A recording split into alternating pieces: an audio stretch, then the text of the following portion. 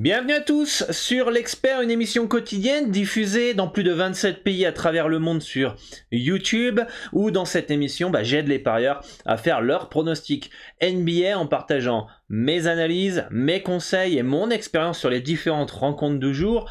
Alors pour ceux qui ne me connaissent pas, je suis Dorado, parieur professionnel au Mexique, spécialisé dans le basket.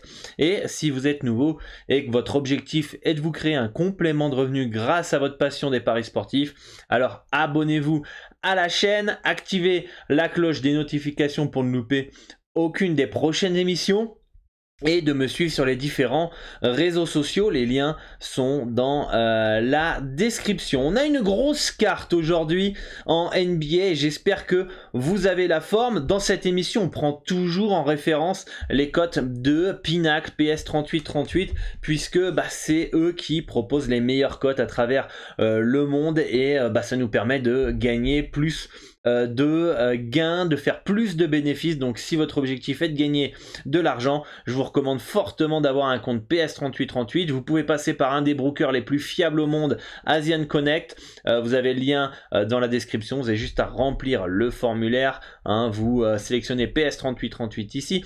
Je vous laisse un petit tuto vidéo pour vous accompagner pas à pas et en quelques minutes vous aurez accès aux meilleures cotes et donc faire plus de gains en pariant. Donc grosse map, on va pouvoir faire le petit récapitulatif de la veille. J'espère que vous avez encaissé les amis, puisque encore un perfect hier sur le club et avec mes pronostics. On avait conseillé Houston plus 4 et il gagne de 3, ça fait plaisir, un peu de variance positive. Miami qui s'impose 111-108 face aux Rockets. Les Grizzlies qui explose complètement de 41 points les Bucks de Milwaukee.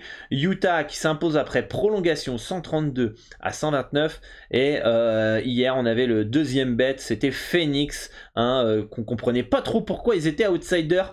Ils se sont imposés largement et facilement 111-95 face aux Clippers qui étaient en troisième match en 4 jours back-to-back et ça sentait la mise au repos de certains cadres et ça a été le cas. Donc dites-moi en commentaire ce que vous aviez.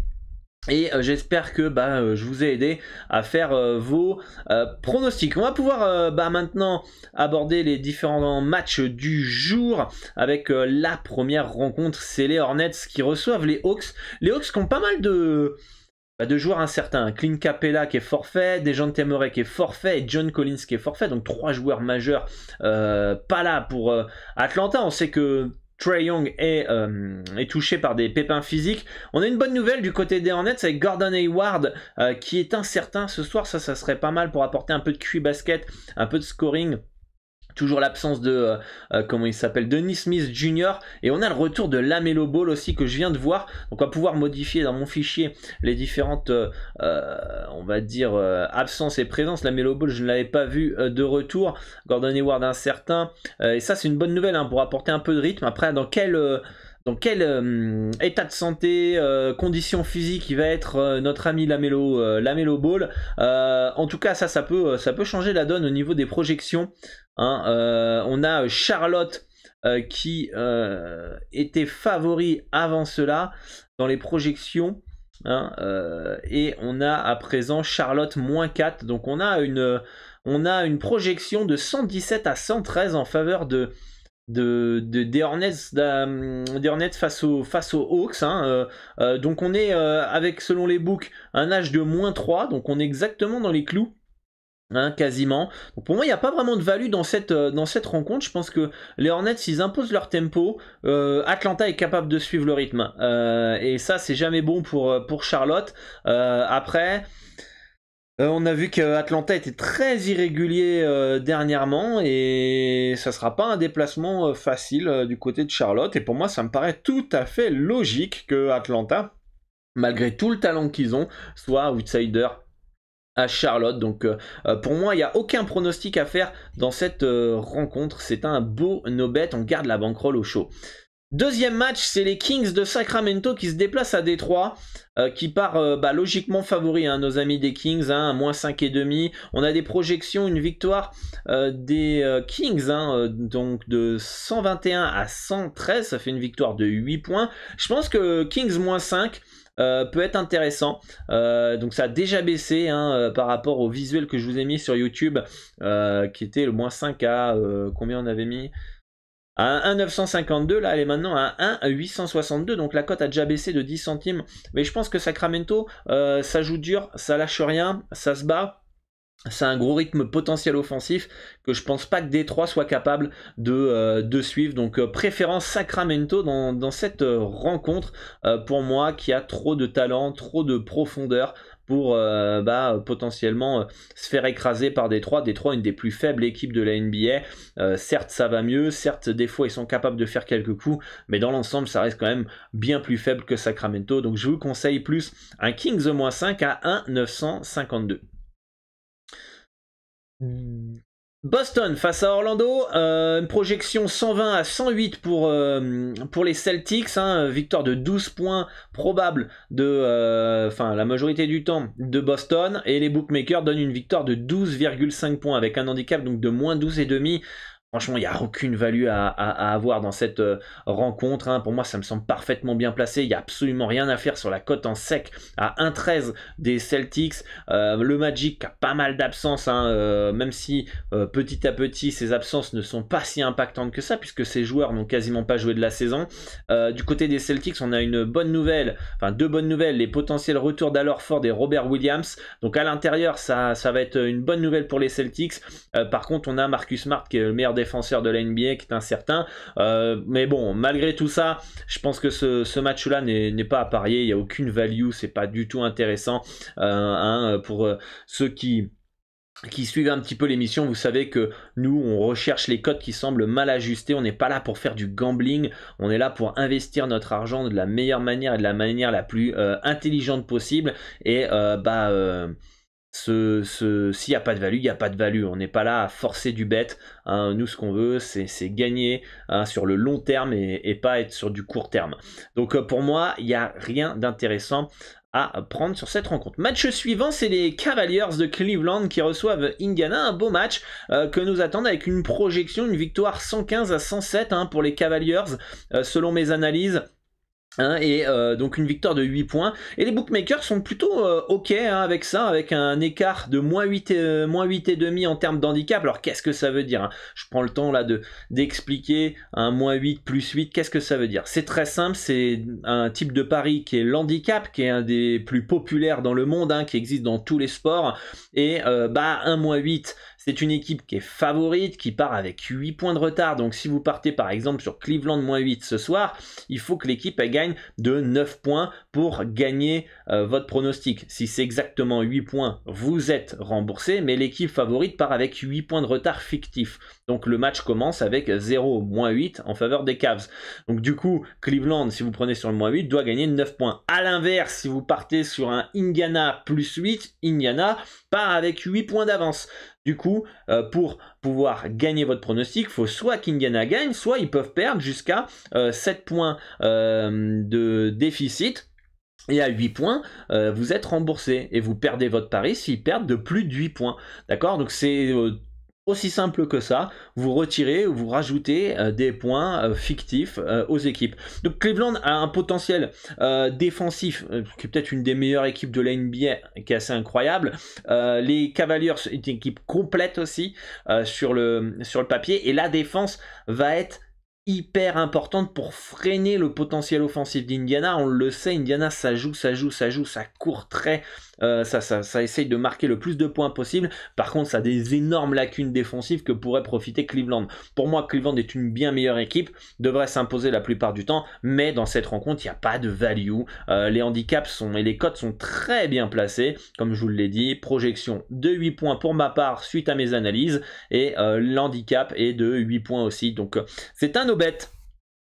Les Sixers qui reçoivent le champion, les Golden State Warriors, et ça se passe pas très bien chez nos amis des Warriors, hein, avec pas mal de blessés. Draymond Green incertain, Klay Thompson incertain ce soir, Andrew Wiggins forfait, André Iguodala forfait mais qui n'est pas là depuis le début de la saison, et la grosse tuile qui est tombée hier, Stephen Curry, le meilleur joueur de Golden State, qui est forfait pour un mois. Donc déjà qu'au complet, la saison des Warriors était un peu coup-ci, coup-ça, là, avec ces absences, difficile de voir Golden State renverser la tendance. Si les absences de Klay Thompson et Green sont confirmées, ce seraient les 3-4 meilleurs joueurs de l'équipe qui ne seraient pas là. Donc si vous êtes friand des performances joueurs, là Jordan Poole risque d'avoir un peu tous les ballons, clairement. Mais c'est pas ma stratégie. Moi, ma stratégie, vous le savez, c'est les handicaps. Donc on va analyser les handicaps. Et dans mes projections, comme vous pouvez le voir, victoire de 8 points des Sixers, 117 à 109, qui me paraît complètement logique, et ça risque d'augmenter l'écart peut-être à 10 points. Ça pourrait être un 117 à peut-être 107 en faveur de Philadelphie si Klay Thompson et Draymond Green ne sont pas là. Évidemment, l'écart va augmenter si les deux autres meilleurs joueurs de l'équipe ne sont pas là du côté de Golden State. Que nous disent les books? Que nous dit Pinacle? Pinacle nous donne une victoire potentielle, un handicap de moins 9,5. D'ailleurs, en attendant, là, les books retirent les cotes. Moins 9,5 en faveur des Sixers. Donc on est quasiment dans la même optique avec les Sixers qui partent logiquement favoris. Je pense que déjà, si c'est confirmé les absences des Warriors, Klay Thompson et Draymond Green, pourquoi pas des Sixers dans un combo ou combo recomposé en sec pour être intéressant, mais il faudra voir à peu près la cote. La cote risque autour des 1,30, donc pourquoi pas. J'ai du mal à imaginer les Warriors s'imposer à Philly, une des meilleures équipes de NBA, et surtout portée par un gros Joel Embiid. Donc voilà pour ce match-là. En tout cas, très très mauvaise nouvelle du côté de Golden State et de la baie de San Francisco. Les Raptors qui reçoivent les Nets dans un match qui va être hyper serré selon mes projections, avec une victoire très très courte potentiellement des Raptors. Et les bookmakers donnent un match très serré aussi, mais c'est légèrement de l'autre côté. C'est une victoire de 1,5 points, 2 points des Brooklyn Nets. Potentiellement très très très très très très fine value du côté des Raptors, qui est à peine outsider chez eux. Moi je sais que, et je vous le dis plusieurs fois dans l'émission, que les Raptors c'est une équipe dure, qui lâche rien, qui défend dur, qui joue collectif. Les Nets, malgré les problèmes internes, on a vu que c'était quand même du lourd. On connaît le talent du côté de Brooklyn. J'ai quand même du mal à confier mon argent sur eux cette année. Chez les Nets, malgré tout le talent, je pense que c'est un groupe qui peut exploser à n'importe quel moment.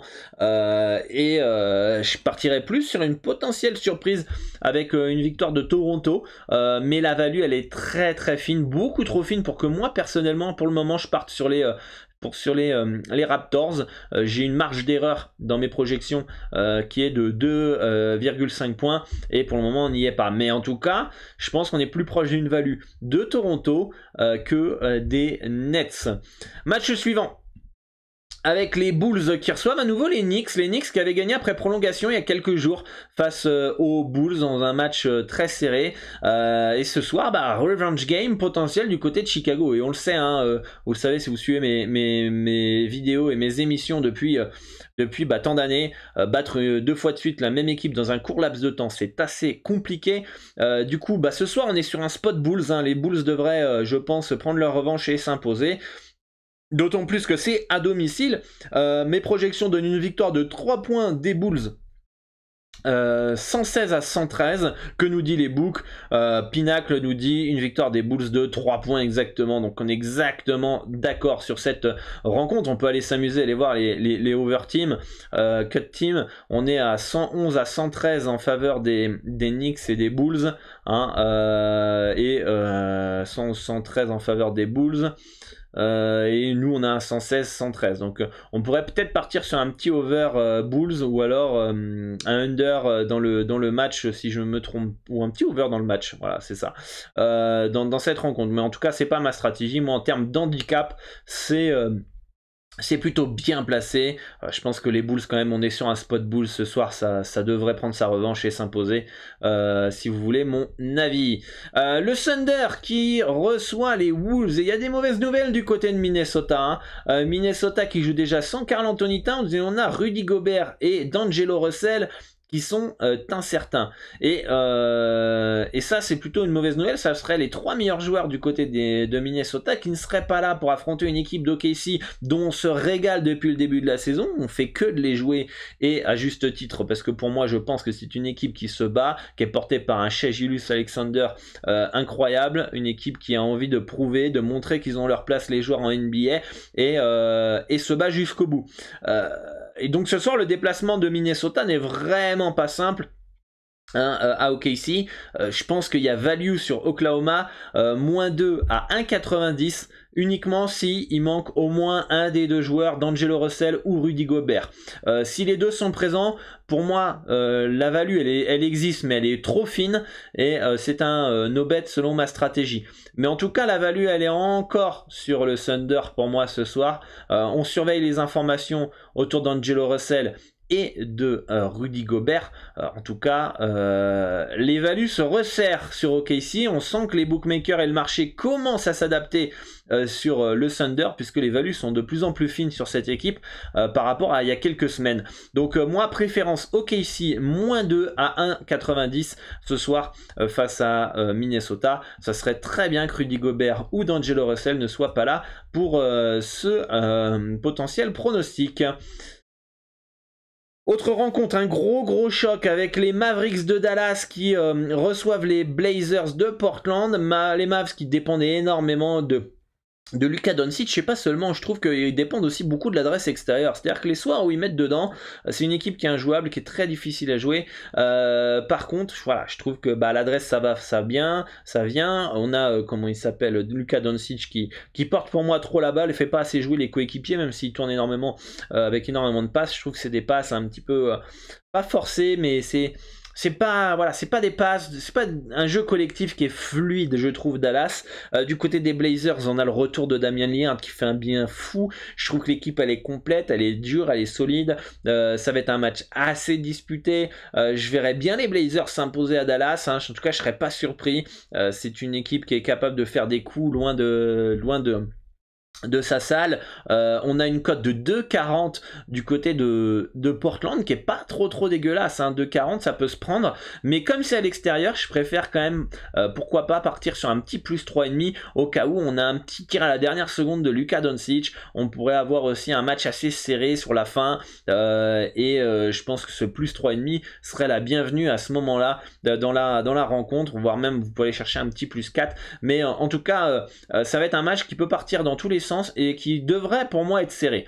Évidemment, si une des deux équipes est en feu à 3 points, etc., ou une des deux équipes ne met rien, forcément on va se faire éclater, hein. Ça c'est le basket, c'est comme au foot, hein. Si vous avez une équipe qui tire 2 fois, qui marque 2 buts, forcément l'efficacité c'est difficile à prévoir, et voilà. Mais en tout cas, si les deux équipes jouent à leur niveau, pour moi Portland a un petit coup à jouer.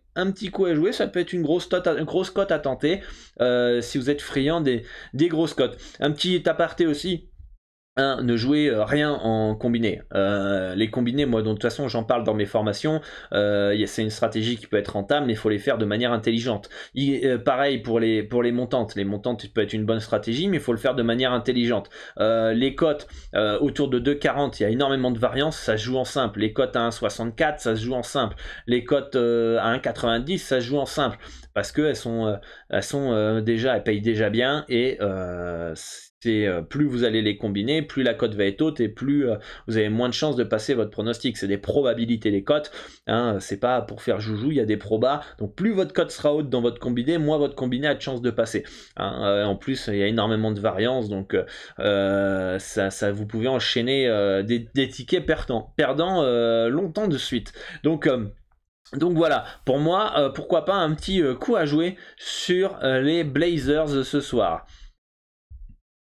Et enfin, le dernier match de la soirée, un match qui devrait être très serré, hein, entre les Lakers et les Nuggets. Alors les Nuggets, pour moi, jouent quand même mieux au basket quand même, mais les Lakers semblent se réveiller ces derniers temps, avec notamment plus de responsabilités envers Anthony Davis. LeBron James est de retour, Russell Westbrook semble s'adapter dans son rôle, mais en tout cas, c'est assez irrégulier les Lakers. Après, ils sont à domicile. Les Nuggets sont une équipe un peu nonchalante, je trouve, portée par le MVP Jokic. D'ailleurs, ils dépendent pas mal de lui aussi. C'est-à-dire que dès que lui fait des gros cartons de triple-double, etc., les Nuggets deviennent une équipe très compliquée. Par contre, il a souvent besoin des autres retours. Et c'est les autres retours dont j'ai pas trop confiance. On a Aaron Gordon qui fait une très bonne saison depuis qu'il est à Denver, mais qui reste quand même, je trouve, un joueur. J'ai du mal à faire confiance en ses performances de manière régulière. Et Jamal Murray qui revient de blessure, qui a été touché donc au ligament croisé de mémoire et qui n'a pas vraiment encore trouvé son niveau flamboyant qu'on a pu le voir avant sa blessure. On a des projections de 117 à 117 sur cette rencontre. On pourrait, pourquoi pas, avoir une prolongation dans cette rencontre, en fait, finalement. C'est plutôt assez probable. Et je pense que les Nuggets, léger favori aux Lakers, me surprend pas non plus. Je pense que, comme vous pouvez le voir mes projections, c'est un match très serré. Je vous ai dit que j'estimais Denver peut-être une meilleure équipe. Donc du coup, de voir les Nuggets à moins 1,5 à Los Angeles dans un match ultra serré ne me surprend pas, vu que les Lakers sont quand même très irréguliers. Cependant, pour moi, il n'y a pas de value. C'est super bien placé quand même malgré tout. Et c'est un no-bet dans cette rencontre. Donc si je dois faire un petit récapitulatif des projections et des conseils pronostics que je peux vous partager dans cette émission. On a donc le dernier match, donc les Lakers face aux Nuggets, c'est 117 à 117 les projections, il n'y a aucun pronostic d'intéressant. Les Mavericks face à Portland, des projections 111 à 110 en faveur de Portland, donc je vous conseille un Portland plus 3,5 à 1,952.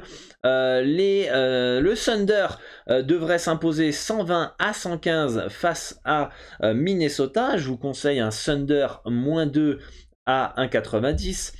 Du côté des Bulls qui devraient s'imposer 116 à 113 face aux Knicks, il n'y a aucun pronostic d'intéressant à jouer. Les Raptors face aux Nets, 111 à 110 projection pour les Raptors, il n'y a aucun pronostic d'intéressant à jouer.